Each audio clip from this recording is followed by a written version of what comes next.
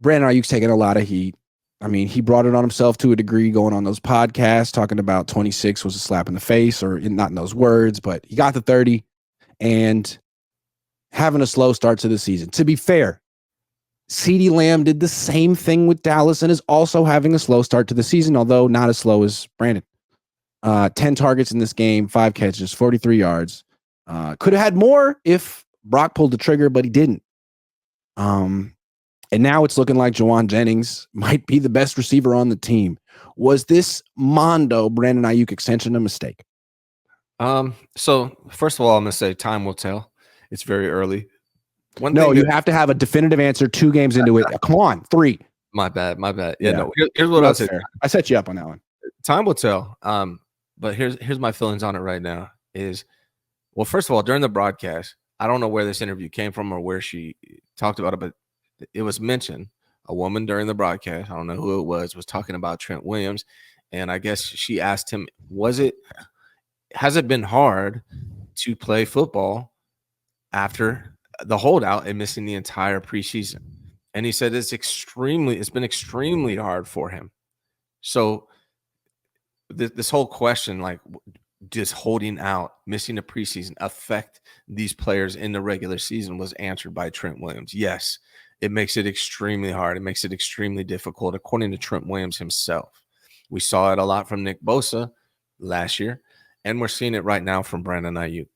We've seen what Brandon Aiyuk can do in the past. I don't think he's all of a sudden just fallen off. I think Brandon Aiyuk is a good player, and that eventually he'll get up to speed. I don't know how long that's going to take him, but eventually he'll get up to speed and be the guy that we have known him to be. Even with that being said, I was always a let's extend Brock Purdy early guy because I wanted them to get him locked in because I like Brandon Aiyuk, everything he does. It should have been done earlier so they could have saved some money. At $30 million in this offense that Kyle Shanahan runs, you do have to question whether it was a mistake because it's not even a passing offense. Brandon Aiyuk had about 4.9 targets per game last season, the same as Christian McCaffrey had like 4.1, 4.2. They don't really, you can't, it's hard to justify that contract. As much as I like Brandon Aiyuk and think he's going to be back, it's really hard to justify paying a wide receiver that much in this offense. So to answer your question, time will tell. I know that's a cop-out, but I do question it now at this price point. I mean, at this season so far through 3 games, he's catching 55% of his targets. Last year was 71. He's averaging 10.8 yards per catch. Last season, it was 17.9. Those numbers should rebound a bit, but it just feels like it's not that he's a fraud. Like, he is good, but so is Jennings. Like, you don't have to pay $30 million a year for good wide receiver play. He's not Justin Jefferson.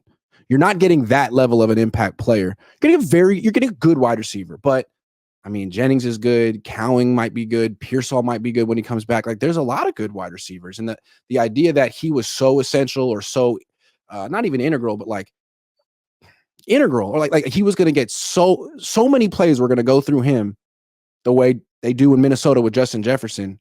It's never made sense. And now that Jauan Jennings has like asserted himself, it's like, man, like that now, that's a position you'd like to be saving money because your number one wide receiver is making $8 million a year. Like, yeah, wow. Now you can like reinvest and you can keep Diamador Lenore. Wouldn't it be nice to keep Diamador Lenore? Like, there's an ascending young cornerback, but they may not be able to because they're spending so much on this position.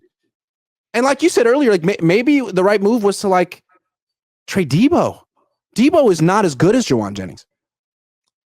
I think the right move was, I said it during the offseason, the right move was to trade Debo before the draft and get some compensation back and roll with Brandon Aiyuk, sign him early, maybe for like 26, 28 maximum. If you done it early and you were aggressive with it, you could have got some compensation back for Debo. The reality is, though, this league in general, unless you do have a Justin Jefferson type wide receiver, and unless you are a passing offense, which this team really is not, it doesn't really make sense to pay these wide receivers this kind of money.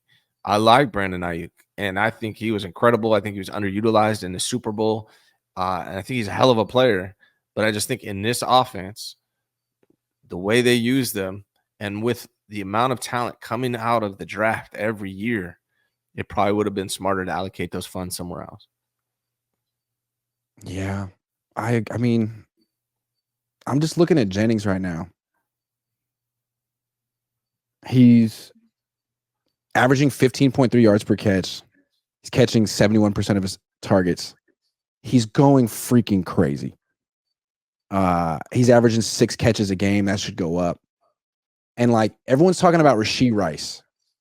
Rashee Rice is the number 1 receiver on the Chiefs. Obviously, Travis Kelce's their go-to guy, but Rashee Rice has really established himself, and they throw to him a lot. He's leading the league in catches. He's averaging 12 yards a catch. He has 2 touchdowns. Like, I feel Jawan Jennings is a better player than Rashee Rice, and he just doesn't get featured. And there's other people making more money than him. But really, if you just had Kittle and Jennings, it's more than most teams have. It's more than most teams have. And again, Jennings had 4 targets week 2. Yeah. What if he had 10? Would they have beaten the Vikings? How many games could they have won that they lost the last few years just because they had a freaking monster on the bench?